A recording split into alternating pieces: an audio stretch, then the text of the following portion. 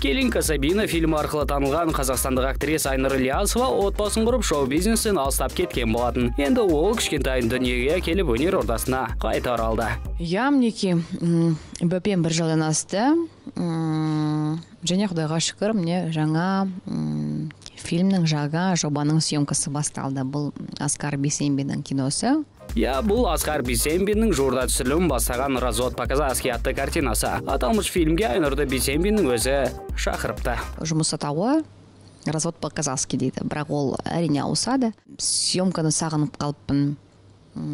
Содан қуана бардым съемкаға.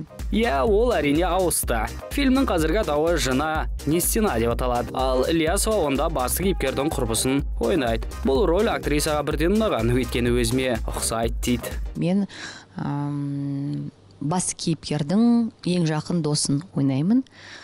Второстепенный роль дейміз ғой. Ол ашық, сондай ниеті таза, көңілі жарқын, сондай адам.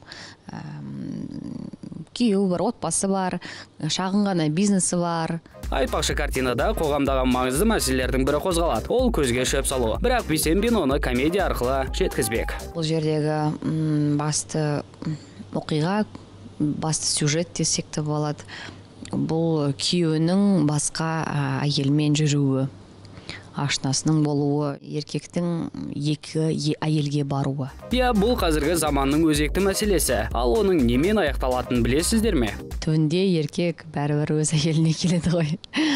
Сол жайлы кино, жылайтын жері де бар, күлетін жерде көп. Негізі енді келген көрерменнің жаңағы жүрегіне бір үлкен ой салатын дүние деп ойлаймын. Айтпақшы, аталмыш картинада Айнұр Ильясовадан басқа Әсел Садақасова, Дәурен Айдарқұлов және Жанбай Жанбаев төбе көрсетпек. Ендеше комедияға толы туындыны күтіңіздер. Ол осы жылдың көктемде жарыққа шығады.